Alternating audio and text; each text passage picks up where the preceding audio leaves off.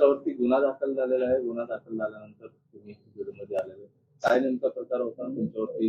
FIR दाखल झालेला आहे, तुम्ही दंडाची केली. मुळात जर प्रशासनाने गुन्हा दाखल केला असेल तर मी कायदा पाळणारा कार्यकर्ता आहे.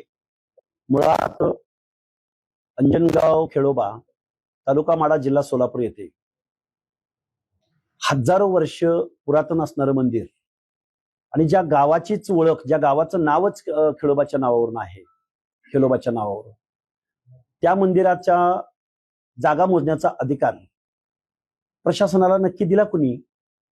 की ज्याचं अस्तित्व हजारो वर्षापासून आहे. हेमाडपंथाचं ते मंदिर आहे, पहिली गोष्ट. दुसरी गोष्ट, आम्ही प्रशासनाला सहकार्य केलं होतं. रात्रीच्या 11:30 वाजता त्यांनी मोजणी केली होती आणि परत प्रशासन दुसऱ्या दिवशी 3-4 वाजता परत ती जागा मोजायला आलं. आणि प्रशासनानं, मोजणी विभागानं कुठलीही नोटीस न काढता धनगर समाजाच्या खिलोबा मंदिराच्या ट्रस्टवरती बेकायदा ताबा मारण्याचा हा प्रकार होता आणि तो शासनाकडून होता. आणि तो ताबा मारण्याचा प्रयत्न आम्ही तिथं थांबवला आणि बेकायदा मोजणी करणाऱ्या, कुठलीही नोटीस न देता मोजणी करणाऱ्या मोजणी अधिकाऱ्यांना आम्ही तिथून हुसकावून लावलं.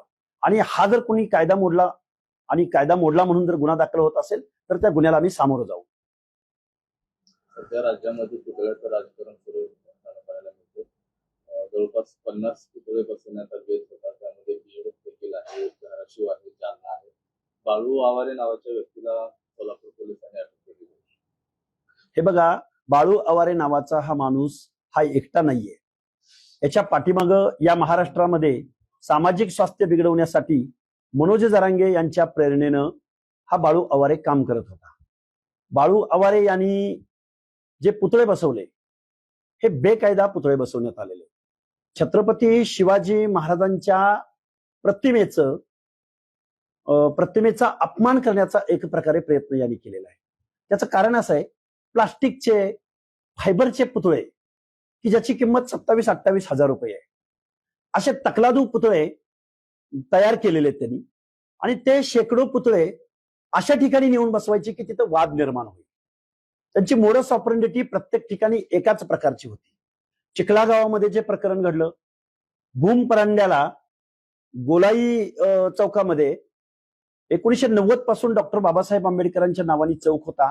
तो चौक त्यांनी निवडला आणि तिथंही रातोरात त्यांनी रात्री अपरात्री छत्रपती शिवाजी महाराजांचा पुतळा बसवला. आणि तीच मोडस ऑपरेंडिटी सोलापूर जिल्ह्यातल्या अंजनगाव खिलोबा या गावामध्ये घडली. आणि हा बेकायदा पुतळे बसवण्याचा, छत्रपती शिवरायांच्या प्रतिमेचा अवमान करण्याचा काही तुकार मंडळींनी, की ज्यांच्यावर अनेक गुन्हे आहेत, ज्यांना छत्रपती शिवरायांची प्रतिमा, छत्रपती शिवरायांची इमेज, छत्रपती शिवाजी महाराजांचं पुतळ्यासंदर्भातलं पावित्र्य, जे शासनाने काही नियम घालून दिलेले आहेत महामानवांच्या पुतळ्यांच्या संदर्भात, ते सगळे बेकायदा पायदळी तुडवून समाजामध्ये दहशत निर्माण करण्यासाठी हे पुतळे बसवले जात होते. ही जी मोहीम जरांगे पाटील आणि बाळू आवारे या व्यक्तीनं आखलेली होती. बघा, त्यांनी जे त्या पुतळ्याखाली जे बॅनर लावले, 28 हजाराचा पुतळा आणि खाली 500 रुपयाचा बॅनर, मनोज जरांगेंचा फोटो एका बाजूला आणि बाळू आवारेंचा फोटो एका बाजूला. मनोज जरांगेंच्या नावाखाली आरक्षण योद्धा आणि बाळू आवारेच्या नावाखाली स्मारक योद्धा. काय चाललंय हे? कोण बाळू आवारे? मला वाटतंय फक्त बाळू आवारेच नाही, बाळू आवारेच्या पाठीमागं अनेक आमदार आहेत की ज्या आमदारांनी या बाळू आवारेला मदत केलेली. आमच्याकडे सगळे पुरावे आहेत. आणि मग हा बाळू आवारे महाराष्ट्रातलं सामाजिक स्वास्थ्य बिघडवत असेल, छत्रपती शिवरायांच्या पुतळ्याचा अवमान करत असेल, तर आम्ही त्यांची ही मोहीम सोलापूर जिल्ह्यातल्या अंजनगाव खिलोबा या माझ्या बिरोबा देवाच्या देवस्थानात, पवित्र स्थळावरती आम्ही अडवली. आम्ही बेकायदेशीररित्या कृत्य करणाऱ्या आणि महाराष्ट्रातल्या गावगाड्यातल्या सर्वसामान्य माणसाच्या मनात छत्रपती शिवरायांच्या पुतळ्या अडून दहशत निर्माण करणाऱ्या प्रवृत्तीला आम्ही अडवलं तिथं. मला कधीपासून छत्रपती शिवाजी महाराजांचा एवढा फोटो येतो? तुम्ही कधी बोलला नाही? छत्रपती अडवणारे कोण? तुम्ही मोहीम करणारे? छत्रपती शिवाजी महाराजांच्या स्वराज्यासाठी या महाराष्ट्रातल्या गावगाड्यातल्या 18 पगड जातीच्या लोकांनी जीवाची कुर्बानी दिलेली आहे. त्यामुळे छत्रपती शिवाजी महाराज हे कुठल्या जातीपुरते, कुठल्या संघटनेपुरते मर्यादित नसून तमाम महाराष्ट्रातल्या, देशभरातल्या, जगभरातल्या शिवप्रेमींचे ते आराध्य दैवत आहेत. त्यामुळं छत्रपती शिवाजी महाराजांची प्रतिमा कुणी स्वतःच्या मालकीची ठरवू नये आणि शासनानं सुद्धा यामध्ये बघ्याची भूमिका घेऊ नये. छत्रपती शिवाजी महाराजांनी जर छत्रपती शिवाजी महाराजांच्या प्रतिमेबाबत जर महाराष्ट्र शासनानं वेळोवेळी कायद्यानुसार आपल्या कायद्याचं पालन केलं असतं तर बाळू आवारे नावाच्या व्यक्तीनं असं वेळोवेळी बेकायदा कृत्य छत्रपती शिवाजी महाराजांच्या बाबतीमध्ये केलं नसतं. अरे आम्ही महाराष्ट्रातल्या गावगाड्यातले आम्ही नागरिक आहोत. छत्रपती शिवाजी महाराजांना मान्य रयतेचा राजा छत्रपती शिवाजी महाराज ही प्रतिमा गावगाड्यातल्या 18 पगड जातींची आहे ना. पण त्यांच्या नावापुढं जर कोण काही एक वेगळ्या प्रतिमेमध्ये छत्रपती शिवाजी महाराजांचं कार्य आणि कर्तृत्व बंदिस्त करू पाहत असतील तर आमचं कर्तव्य आहे ना या महाराष्ट्राचा नागरिक म्हणून, या देशाचा नागरिक म्हणून अशा बेकायदा कृत्यांना थांबवणं ही आमची जबाबदारी आहे. आणि विशेष काय आहे की सोलापूर जिल्ह्यातल्या एकदा वंजारी समाज टार्गेट झाला, एकदा आंबेडकरी जनता टार्गेट झाली, आता धनगर समाजाचं तीर्थक्षेत्र जे अंजनगाव खिलोबा, 4 राज्यातले भाविक तिथे येतात, रोज हजारोनं लोक तिथे येतात. आणि मग तो फायबरचा प्लास्टिकचा पुतळा ऊन जरी पडलं, उन्हानं तो कडक होतो, वारा आला, पाऊस आला, त्याला थोडस काही इजा झाली आणि मग तिथं येणारा धनगर समाज, आजूबाजूला असलेला धनगर समाज, त्यांच्या बाबतीत दंगली घडवणार तुम्ही. हे खूप मोठं षडयंत्र आहे, खूप मोठं कटकारस्थान आहे. दुर्दैव आम्हाला या गोष्टीचं वाटतं, आम्हालाही खेद वाटतो की छत्रपती शिवरायांच्या अरे पण तुम्ही बेकायदा कृत्य काय करताय? तुम्हाला बसवायचा ना पुतळा, अरे दिवसा 12 वाजता या ना वाजत गाजत. अरे ब्रॉन्झचा पुतळा बसवा, चांदीचा वर्ख असलेला पुतळा बसवा, सोन्याचा वर्ख असलेला पुतळा बसवा, वाजत गाजत शासनाच्या इतमामात प्रशासनामधली, राजकारणामधली, समाजकारणामधली मान्यवर मंडळी तिथं बोलवा. सण समारंभ साजरे करून आपण पुतळे बसवू ना. पण बेकायदा रात्री अपरात्री, रात्रीच्या 1-2 वाजता कोणतरी माणूस उठतो आणि स्मारक योद्धा स्वतःला म्हणून घेतो. हे काय चाललंय? हे अजिबात चालणार नाही. पुतळा बसवण्यासाठी तुम्ही का पुढाकार घेत नाही? तुम्ही एवढं बोलताय की यांनी या 25,000चे पुतळे बसवले फायबरचे, ओबीसी समाजाला शिवाजी महाराज मान्य नाही का? तुम्ही का पुढाकार घेत नाही? छत्रपती शिवाजी महाराज मान्य नाहीत असं म्हणणारा या महाराष्ट्रातला मनोरुग्णच असू शकतो. मुळात शासकीय, मी आता तुम्हाला एक संदर्भ देतो. संयुक्त महाराष्ट्र झाल्यानंतर स्वर्गीय यशवंतराव चव्हाणांच्या मार्गदर्शनानं या महाराष्ट्रामध्ये छत्रपती शिवरायांच्या प्रतिमेचं पावित्र्य राखून प्रत्येक तालुक्याच्या ठिकाणी पुतळे बसवले गेले ना. नाही म्हणून कुणी सांगितलं?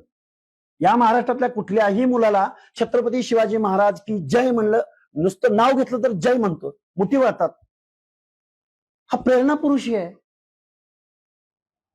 त्याच मंदिराच्या महाराजांनी असं म्हटलं की बाहेरचे लोक येतात आणि या ठिकाणी राजकारण करू पाहतात आणि या ठिकाणी जे वातावरण आहे ते घडवून करण्याचा प्रयत्न केला जातो. कोण बाहेरचे लोक होते? सांगतो ना, बाहेरचे लोक कोण होते? बाळू आवारे कुठला होता? अरे मी तर त्या जिल्ह्यातला आहे, तालुक्याला तालुका आहे माझा. पण ते आले, पुतळा बसवला, परत दुसऱ्या दिवशी आले, परत प्रक्षोभक भाषण केलं. गोपीचंद पडळकर आणि लक्ष्मण हाके यांना कपडे काढून नागडं करून मारू, पोलीस प्रशासनाला मारू, हे भाषण कुणी केलं? त्या दिवशी तर पोलिसांनी आम्हाला आमच्याच गावात पंढरपूरमध्येच अटक केली. त्यानंतर दुसऱ्या दिवशी आम्ही तिथं आलो. बाहेरचं म्हणजे कोण बाहेरचं आहे? असंही म्हटलं जातं की तुम्ही आणि गोपीचंद पडळकरांनी तो वाद वाढवला, चिघळवण्याचा प्रयत्न. अच्छा, म्हणजे रात्री अपरात्री बेकायदा पुतळा बसवायला आम्ही सांगितलं होतं आणि आम्ही आलो होतो. काही बोलताय, क्रोनॉलॉजी बघा ना. कोण हे कृत्य करतंय, कोण येऊन तिथं प्रक्षोभक भाषण करतंय. मग तिथल्या आमच्या समाजाला, तिथल्या आमच्या धार्मिक तीर्थक्षेत्राचं पावित्र्य जपायला आम्ही येऊ नये असं वाटतंय कुणाला? तुम्ही एकीकडे बाळू आवारे घडलं त्यावेळी सगळ्यात पहिल्यांदा तिथं जाऊन तिथलं परिस्थिती चिघळल, वातावरण चिघळल, हे कुणी काम केलं? त्यावेळी बोलले असते मनोज जरांगे. आता अंगलट येतंय हे लक्षात आल्यानंतर आपल्याला कोणतरी भेटतंय, आपल्या बेकायद्या कृतीला कोणतरी अडवतंय आणि आपला कुठेतरी आपण ओपन झालोय हे लक्षात आल्यानंतर जरांगे बोलले. जरांगे अगोदर का नाही बोलले? चिखला प्रकरणात बोलले नाहीत. भूम परांड्याला डॉक्टर बाबासाहेब आंबेडकर चौकामध्ये जे बेकायदा कृत्य केलं तिथं बोलले नाहीत. ज्यावेळी अंजनगाव खिलोबा आमच्या धनगर समाजाच्या, सर्व बहुजन समाजाच्या लोकांनी एकत्रित येऊन निकरानं चिकाटीने, आमचं फक्त एकच म्हणणं होतं, सन्मानजनक स्थलांतर करा. तिथं जे हजारो वर्षाचं धनगर समाजाचं देवस्थान आहे त्याच्या प्रवेशद्वारावरती तुम्ही राजा छत्रपती शिवाजी महाराजांचा पुतळा बेकायदा बसवताय. कुठलंही त्याला स्ट्रक्चर नाही, कुठलंही त्या पुतळ्याचं, अरे नॉर्म्स आहेत. 2017चा कायदा आहे पुतळे बसवण्यासंदर्भातचा. प्रत्येक जिल्ह्याला पुतळा समिती आहे. घ्या ना सगळ्या परवानग्या. आम्ही 18 पगड जातीची माणसं, आम्हाला छत्रपती शिवाजी महाराज दैवत आहेत ना महाराष्ट्राचं. डॉक्टर बाबासाहेब आंबेडकरांनी आपल्या लेखनाला, आपल्या संविधानाला छत्रपती शिवाजी महाराजांना प्रेरणा पुरुष मानलेलं होतं ना. त्या डॉक्टर बाबासाहेब आंबेडकरांच्या संविधानाचे, लोकशाहीचे आम्ही सजग नागरिक आहोत. महाराष्ट्रातल्या तमाम बहुजनांच्या मनामध्ये या टोळीनी छत्रपती शिवाजी महाराजांच्या पुतळ्याच्या आडून जो दहशत आणि दहशतवाद निर्माण केला होता ते रोखण्याचं आम्ही काम केलंय आणि इथून पुढे करत राहू. नारायणगडाच्या नारळी संतांच्या सांगतेला आज स्वतः धनंजय मुंडेंनी उपस्थिती लावली. त्या ठिकाणी महंतांसोबत त्यांची जवळपास चर्चा देखील झाली चांगलं. मात्र या ठिकाणी जी काही सांगता होती त्या दरम्यान मनोज जरांगे पाटील यांची अनुपस्थिती पाहायला मिळाली. त्यांनी पाठ फिरवलेली आहे, प्रकृतीचं कारण देत सांगितलं. दुसरीकडे तुमचा सत्कार जो आहे स्वतः धनंजय मुंडेंनी या बडेवाडी ठिकाणी. नाही, विषय असा आहे, त्यांना प्रेझेन्स नको आहे बहुजनांच्या पोरांचा. अरे एक आमदार आहेत, लोकनियुक्त प्रतिनिधी आहेत, माजी मंत्री आहेत, ओबीसी बहुजनांचा फेस आहे, त्यांचं नेतृत्व त्यांना आवडत नाही. हे पहिल्यापासून पूर्वांपर चालत आलेलं आहे. मनोज जरांगे हा जात वर्चस्ववादी आणि इतर समाजाला कमी लेखणारा, तुच्छ लेखणारा, इतर नेतृत्वाला, अहो धनंजय मुंडे साहेबांचं सोडा, अरे छगनरावजी भुजबळ वयोवृद्ध नेत्याला, या माणसाला, ही मनोज जरांगेची प्रवृत्ती आहे. पण महाराष्ट्र हाच का पुरोगामी महाराष्ट्र, हाच का छत्रपती शिवरायांचा महाराष्ट्र, हाच का फुले शाहू आंबेडकरांचा महाराष्ट्र, आणि त्याच्यामध्ये असा हा सोशल रिफॉर्मर जन्माला आलाय की इतरांचा प्रेझेन्स सुद्धा त्यांना सहन होत. महंतांची भेट आणि त्यात जरांगे पाटलांनी फिरवलेली पाठ याकडे मला असं वाटतं की धार्मिक ठिकाणी जिथं सर्व समावेशक लोक येतात, सर्व जाती धर्माचे लोक येतात, त्या ठिकाणी राजकारण करू नये. त्या ठिकाणी एकमेकाला समतेच्या पातळीवर, समानतेच्या पातळीवर बंधुभाव बाळगावा. आणि आले असते, भेटले असते, नमस्कार केला असता, काय झालं असतं नक्की? अरे मनोज जरांगेकडून काय अपेक्षा करताय?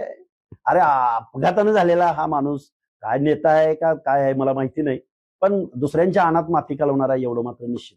आपण जर पाहिलं तर राज्यात पुतळ्याच्या कारणावरून सामाजिक शांतता भंग पावते, दंगली होण्याची परिस्थिती निर्माण होते. असं सगळं होत असताना गृह विभागाकडून मात्र ठोस कारवाई केली जात नाही. अरे बघा ना, आता माझ्यावर केस दाखल झाली असं मला आता कळलं की मी मीडियात बघितलं. हा बाळू आवारे नावाचा माणूस गेल्या महिन्यात 2-3 महिन्यापासून या महाराष्ट्रामध्ये बेकायदा पुतळे, आणि तेही राजा छत्रपती शिवाजी महाराजांचे. अरे 28,000 किमतीचा पुतळा आहे. आमचा महाराष्ट्राचा आराध्य दैवत छत्रपती शिवाजी महाराजांचा 28,000चा पुतळा तुम्ही भर चौकात आणून बसवताय.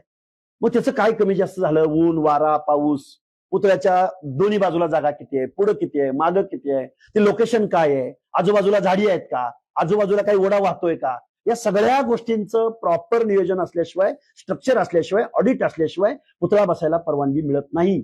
छत्रपती शिवाजी महाराज असतील, महामानव डॉक्टर बाबासाहेब असतील, अनेक महामानव असतील, हे त्यांना नको आहे. अरे काय चाललंय नक्की? हा धंदा करायचा हा बाळू आवारे, काय त्याचं शिक्षण आहे? बाळू आवारे आणि मनोज जरांगेची टोळी यांच्यावरती मोक्यासारखा गुन्हा दाखल झाला पाहिजे.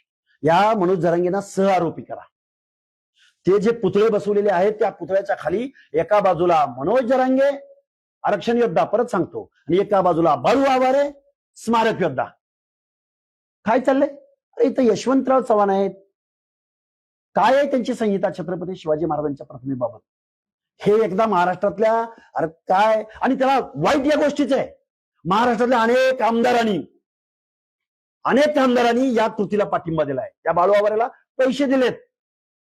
हे बी, अरे प्रकाश सोळंकीनी 2 लाख रुपये दिलेत. आजच आम्ही सोशल मीडियावरची पोस्ट बघितली.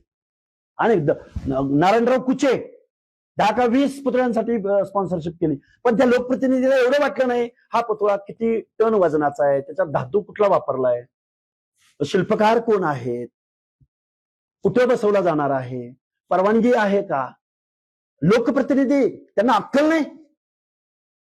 अशा बेकायदा कृत्याला तुम्ही समर्थन देता. हे मुख्यमंत्री महोदयांनी यात खरं ह्याचं इन्व्हेस्टिगेशन लावलं पाहिजे. जरांगेला सहआरोपी केलं पाहिजे. एकट्या बाळू आवारेला नुसतं टाकून चालणार नाही.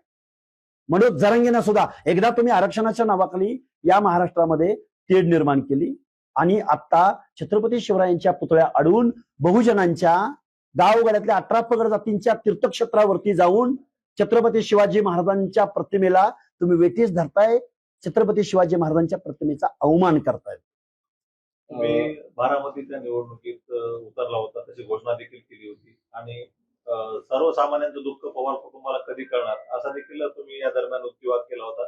परंतु त्यानंतर मात्र अचानक यू टर्न घेतला आणि उमेदवारीच मागे घेतली तुम्ही. त्यावरून देखील टीकेचं लक्ष केलं जातं. मला काय नेमकं कारण होतं हे सगळं? याच प्रश्नाला धरून तुम्ही असं म्हणालात की मला सगळ्या नेत्यांनी फोन केला म्हणून मी आता माघार घेतलो.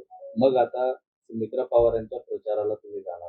हे बघा, विषय असा आहे, अनेक वरिष्ठ नेतृत्वानी म्हणजे सत्तेच्या शीर्षस्थानी असलेल्या लोकांनी कॉल केले का? तर केले. अनेक मान्यवर मंडळींनी कॉल केले का? तर केले. पण ज्यावेळी सुनेत्राताई पवारांचा विचारांची लढाई आहे का? आहे. आम्ही असमाधानी आहोत का? आहोत. आम्हाला डावललं जातंय का? डावललं जातंय. ओबीसीचं आरक्षण संपलंय का? संपलंय. आम्हाला बजेट मिळत नाही का? नाही मिळत. आम्ही असमाधानी आहोत का? आहोत. आमचा सत्ताधाऱ्यांवरती रोष आहे का? आहे. हे सगळं असताना सुद्धा ज्यावेळी अपघाती निधन झालेल्या महाराष्ट्राचे उपमुख्यमंत्री अजितदादा पवार यांच्या पत्नी सुनेत्राताई यांचा जो कॉल होता तो मला विचार करायला भाग पाडणारा होता. म्हणून मी कुठलाही विचार न करता मी डायरेक्ट त्यांना मी अर्ज भरणार नाही ही माझी भूमिका घेतली. 8 दिवसापूर्वीच तुम्ही म्हणले होते की पवारांची का का माणसाचं परिवर्तन होऊ शकत नाही? हे बघा, महाराष्ट्राच्या देशाच्या राजकारणामध्ये भूमिका बदलणारे पक्षाचे अलायन्स, वेगवेगळ्या विचार, काय महाराष्ट्राचं राजकारण, कोण कुणाबरोबर युती सांगू शकाल का तुम्ही? कोणता राष्ट्रवादी कुणाबरोबर आहे? कालच्या ज्या लोकल बॉडीच्या निवडणुका झाल्या, शिवसेनेची युती काँग्रेस बरोबर, काँग्रेसची युती शरद पवार गटाबरोबर, शरद पवार गटाची युती अजितदादा पवार गटाबरोबर, अजितदादा पवारांची युती भाजप बरोबर, भाजपाची युती एकनाथ शिंदे गटाबरोबर, सगळ्यांची युती होती, सगळ्यांची एकमेकाबरोबर. मी लिंक काढून दाखवतो. आचार विचार, अरे एक ओबीसी आंदोलक आहे, कुठल्याही पक्षाचा मी साधा सदस्य नाही. मी ज्यावेळी भूमिका मांडतो, माझ्या ओबीसीच्या प्रश्नावर लक्ष केंद्रित करायचा प्रयत्न करतो, त्यामध्ये जर एका महिला उपमुख्यमंत्र्यानं महाराष्ट्राच्या सर्वोच्च पदावर पहिल्यांदा एखाद्या महिलेला हे पद मिळालेलं आहे, त्या पदावरच्या एका महिला उपमुख्यमंत्र्याचा कॉल असेल आणि मी सकारात्मक प्रतिसाद दिला असेल, यात वावगा असायचं काय कारण आहे? हे काय चुकीचं केलंय मी? आणि मी काय नव्यानं काहीतरी केलंय? महाराष्ट्रामध्ये अनेक युटर्न घेणारी मंडळी आहेत. ठाकरे सर, सगळ्यांची युती तुम्ही फार रंगतदार सांगितलं. जरांगे पाटलाबद्दल एवढा द्वेष का? जरांगे पाटलाबद्दल द्वेष असायचं कारण केली पाहिजे तुम्ही त्यांच्यासोबत. कुणासोबत? जरांगे पाटील यांच्यासोबत. फक्त त्यांचं, आमची एकच मागणी त्यांनी मान्य करायची की ओबीसी आरक्षणामध्ये आम्हाला जे पाहिजे ते ओबीसी मधूनच पाहिजे, ही मागणी त्यांनी मागं घ्यावी. सुप्रीम कोर्टाचा आदेश त्यांनी मान्य करावा. मराठा समाज हा सोशली बॅकवर्ड नाही. तो सोशली बॅकवर्ड असता तर त्यांना द्यायला कुणाचीच अडचण नव्हती. पण आता कालच्या ज्या निवडणुका झाल्या त्या निवडणुकामधून समजून आलेलं आहे, ओबीसींनाही समजलेलं आहे की ओबीसींचं आरक्षण संपलेलं आहे. मग त्या नगरसेवकच्या जागा असतील, जिल्हा परिषद अध्यक्षपद असतील, पंचायत समित्यांची सभापती असतील, आणि पुण्याचं एक उदाहरण सांगतो तुम्हाला. पुण्यामध्ये 42 जागा ओबीसींसाठी राखीव होत्या. 42 जागा, त्यातल्या नियर अबाउट 32 जागा ओबीसींच्या फक्त मराठा कुणबी यांनी त्यांच्यावर ताबा मारला, बेकायदा ताबा मारला, मी असं म्हणेन डायरेक्ट. म्हणजे इथून पुढं ओबीसी रिझर्वेशन म्हटलं की फक्त मराठा कुणबी हे चित्र या महाराष्ट्रात दिसेल. गावगाड्यातला जो सामाजिक दुजाभाव सहन करणारा तो वर्ग इथून पुढे ओबीसी आरक्षणाचा दावेदार दिसणार नाही. म्हणजे ओबीसीचं आरक्षण संपलेलं आहे. एका चौथी नापास माणसाच्या हातून महामानव डॉक्टर बाबासाहेब आंबेडकरांचं सामाजिक न्यायासह समता प्रस्थापित करण्याचं तत्व, लोकशाहीचं बेसिक तत्व, एका चौथी नापास अनपढ कमालीचा द्वेष मत्सर भरलेल्या एका माणसाकडून या संविधानात्मक तत्वाचा घात होत असेल, 300-350 जातींचे हक्क अधिकार डावलले जात असतील, तर मनोज जरांगे बरोबर कशी आम्ही युती करायची? एकदा मनोज जरांगेला, माझं मीडियाला, महाराष्ट्रातला मीडिया म्हणजे लोकशाहीचा चौथा स्तंभ आहे, एकदा मीडियानं मनोज जरांगेला आणि मला आमने सामने बसवावं. महाराष्ट्रानं बघावं, एक जज तिथं निवृत्त न्यायाधीश बसवावेत आणि आमचा एकदा विचारांची लढाई होऊन जाऊ द्या. मी तयार आहे. मनोज जरांगेला तुम्ही तयार करा. माझी तयारी आहे. चला उद्या स्थळ निवडा, पुणे निवडा, मुंबई निवडा, बीड निवडा, जालना निवडा, छत्रपती संभाजीनगर निवडा. चला मी तयार आहे. पण आमचं, आणि मी विथ प्रमाण आता तुम्हाला दाखवेन, विथ प्रूफ दाखवेन की ओबीसीचं आरक्षण कसं संपलंय. मराठा कुणबीच्या स्पर्धेमध्ये आता गावातला बलुता आलुता भटक्या विमुक्त जाती कशा बेदखल झालेत सातारा जिल्हा परिषद अध्यक्षपदाचं उदाहरण सांगेन, फलटण पंचायत समितीचं सभापतीपद सांगेन, दौंडचं नगराध्यक्षपद सांगेन, पिंपरी चिंचवडचं महापौर पद सांगेन. शेकडो उदाहरण आहेत आमच्याकडं. थोड्या वेळापूर्वी तुम्ही आरोप केलाय की बाळू आघरेला काही आमदारांनी मदत केली. काय नेमकी मागणी असणार आहे तुमची या विषयावर, की या सगळ्या आमदारांची चौकशी केली जावी, काय नेमकं त्यांचं फंडिंग कशा पद्धतीने होतं? हे बघा, हे आमदार आहेत ना, अरे लोकप्रतिनिधी असतात, पण लोकप्रतिनिधी असताना छत्रपती शिवरायांच्या पुतळ्याच्या संदर्भात कोण देणगी मागायला येत असेल तर देणगी दिली पाहिजे, त्यात वाद असायचं कारण नाही. पण देणगी देत असताना तो पुतळा कुठं बसवला जाणार आहे, कुणी परवानगी घेतली, आणि काय त्याचं काहीतरी थोडं बघितलं पाहिजे. आपण लोकप्रतिनिधी आहोत, बेकायदा कृत्यांना हे समर्थन करतात, हे चुकीचं आहे. मग अशी अंजनगाव सारखी परिस्थिती उद्भवल्यावर मग हे काय करतील? तो आमचा माड्याचा आमदार अभिजित पाटील, त्याच्या कार्यकर्त्यांनी हा जो पुतळा बसवण्यासाठी मदत केली बाळू आवारेला. बाळू आवारे आला तिथं, जो तो पुतळा तिथं दिला आणि तो निघून आला. भांडण कुणाचं लागलं? त्या गावातल्या आमने सामने गटातल्या दोन्ही बाजूच्या लोकांचं. मला नाही असं वाटत की महाराष्ट्रातला कुठला नागरिक, कुठला समाज छत्रपती शिवाजी महाराजांच्या पुतळ्याला विरोध करेल. पण तुम्ही ज्यावेळी त्यांच्या तीर्थक्षेत्रावरती, त्यांच्या प्रायव्हेट प्रॉपर्टीवरती ज्यावेळी तुम्ही बेकायदा ताबा मारता, मला माझ्यावरती शासनानं तुम्ही गुन्हा दाखल केल्याचं मला आता कळालं. त्या शासनाला, ट्रस्टीला एकही नोटीस न करता रात्री अपरात्री हजारो वर्षाच्या मंदिराचा गाभारा मोडण्याची परवानगी दिली कोणी? दुसऱ्या एखाद्या मंदिरामध्ये असे जर ते पूजा करायला गेले असते, काय झालं असतं? कोण बेकायदा वागतंय? लक्ष्मण हाके आंदोलक, की जिथं बेकायदा कृत्य घडलंय त्या कृत्याच्या विरोधात न्याय मागणारा माणूस बेकायदा वाटतो तुम्हाला, आणि ज्यांनी बेकायदा कृत्य केलं त्याच्यावर तुम्हाला काही बोलायचं नाही. गृह विभागाचं हे फेल्युअर आहे, महाराष्ट्र शासनाचं हे फेल्युअर आहे. लवकरात लवकर बाळू आवारे तर आत गेलायच, पण मनोज जरांगेंना सुद्धा तुम्ही सहआरोपी म्हणून त्यांची सुद्धा चौकशी करा. कारण एका बाजूला फोटो मनोज जरांगेंचा आहे आणि एका बाजूला फोटो बाळू आवारेंचा आहे.